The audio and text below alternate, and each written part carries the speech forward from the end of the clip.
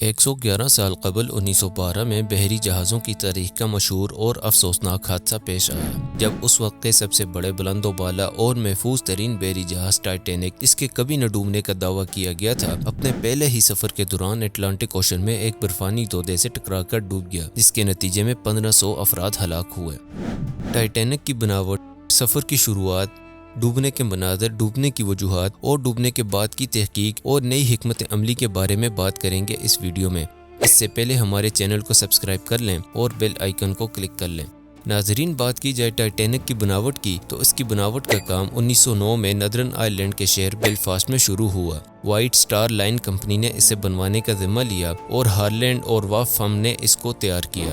تقریباً 3 سال کے عرصے میں یہ جہاز تیار ہوا، جس میں 2 سال اس کا ڈھانچہ بنانے جبکہ 1 سال اس کی زیب و زینت میں لگا۔ اس کام میں تقریباً 3000 کاریگروں اور مزدوروں نے اپنا حصہ ڈالا۔ بناوٹ کے بعد اس جہاز کو اس وقت میں دنیا کا سب سے بڑا بحری جہاز قرار دے دیا گیا۔ اس جہاز کی لمبائی 269 میٹر جبکہ اونچائی 53 میٹر اور وزن تقریباً 46,000 ٹن تھا۔ پر آسائش قسم کا یہ جہاز، جس میں جدید طرز کی ڈیکوریشن اور فیسلٹیز موجود تھیں، جن میں ریسٹورانٹ، جم، واش پلے ایریا اور لائبریری شامل تھی، اور ساتھ ہی ٹائٹینک کا اپنا اخبار اٹلانٹک ڈیلی بلیٹن تھا، جو ہر رات جہاز پر ہی پرنٹ ہوتا اور صبح تقسیم ہوتا تھا۔ اس جہاز میں تقریباً 3500 مسافروں کی گنجائش تھی۔ اس دور میں اس کی بناوٹ کی لاگت 7.5 ملین ڈالر تھی، جو کہ ڈالر کے موجودہ ریٹ کے مطابق 400 ملین ڈالر بنتی ہے۔ اس جہاز کو بناوٹ کے بعد RMS ٹائٹینک، رائل میل شپ ٹائٹینک کا نام دیا گیا۔ ناظرین، اس پرتعیش بحری بیڑے کے پہلے سفر کے آغاز کا دن آن پہنچا،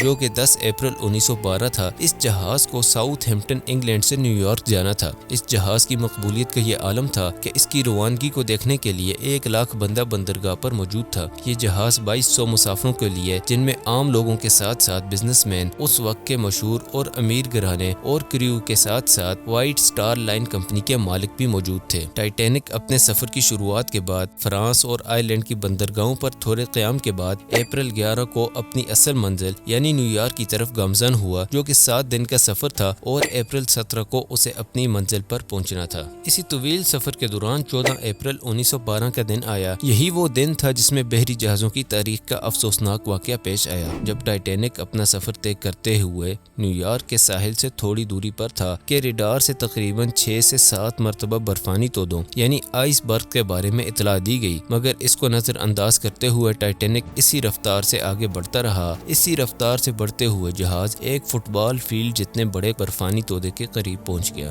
کریو ممبرز اور پہرےداروں کو برفانی تودا اس وقت نظر آیا جب اس کا فاصلہ ٹائٹینک سے 500 میٹر سے بھی کم رہ گیا تھا۔ کم فاصلے کے باوجود کیپٹن سمتھ نے جہاز کو بچانے کی حد درجہ کوشش کی، مگر ناکام رہا اور جہاز 100 فٹ اونچے برفانی تودے سے ٹکرا گیا، جس کی وجہ سے جہاز کی دائیں جانب ایک گہرا شگاف پڑ گیا۔ اس کی وجہ سے پانی جہاز میں داخل ہونا شروع ہو گیا۔ جب پانی نچلی سطح کے 6 کمپارٹمنٹس میں داخل ہو گیا تو ٹائٹینک ڈوبنا شروع ہو گیا۔ کیپٹن سمتھ نے مسافروں کو لائف بوٹس میں شفٹ کرنے کی حکمت عملی اپنائی اور مسافروں کو بچانے کی حد درجہ کوشش کی، جس پر انہیں ٹائٹینک کا سب سے بہادر بندہ قرار دیا گیا۔ پوری کوشش میں صرف 700 مسافروں کو بچا لیا گیا، جبکہ باقی 1500 ہلاک ہو گئے۔ بچنے والوں میں سب سے کم عمر بچی میلوینا ڈین تھی، جس کی عمر اس وقت 2 ماہ تھی۔ ان کا انتقال 2009 میں 93 سال کی عمر میں ہوا۔ انہیں ٹائٹینک کا لاسٹ سروائیور کہا جاتا ہے۔ ناظرین، یہ تھی ٹائٹینک کی کہانی، جسے بننے پر تو 3 سال کا عرصہ لگا، مگر وہ صرف 3 گھنٹے میں ڈوب گیا۔ جہاز کا ملبہ اس حادثے کے 70 سال بعد US نیوی افیسر اور پروفیسر رابرٹ بلارڈ نے ڈھونڈ نکالا، جو کہ سمندر میں 7800 میٹر کی گہرائی میں موجود ہے، اور تحقیق کے مطابق 2030 تک ماحولیاتی تبدیلیوں کے بعد سمندر سے غائب یا ختم ہو جائے گا۔ بات کی جائے ٹائٹینک کے ڈوبنے کی وجوہات اور کی گئی غلطیوں کی، تو سفر کی شروعات سے پہلے ہی غلطی ٹائٹینک کے مالکان نے یہ کی تھی کہ کیپٹن سمتھ کو ڈیڈ لائن تھی کہ صرف 7 دنوں میں ہی نیو یارک پہنچنا ہے۔ اس کو مد نظر رکھتے ہوئے جہاز کی رفتار کو معمول سے تیز رکھا گیا۔ دوسری بڑی غلطی تب کی گئی جب ریڈار سے کئی بار آئس برگز کی اطلاع ملی اور اس سے خبردار کیا گیا،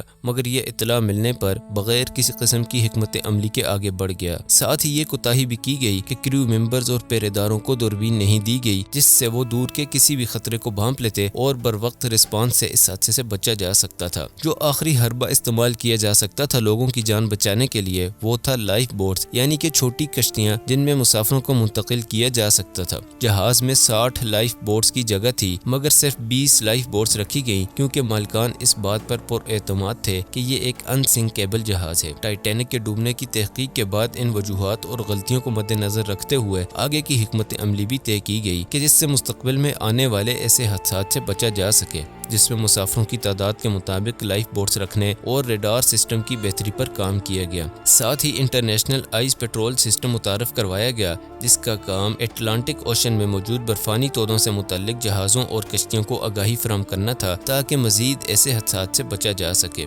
امید ہے یہ ویڈیو آپ کے لیے کرامت ثابت ہوگی اور کچھ نیا سیکھنے کا موقع ملا ہوگا۔ اس ویڈیو کو لائک اور شیئر کریں اور مزید ایسی انفارمیٹو ویڈیو کے لیے چینل کو سبسکرائب کریں۔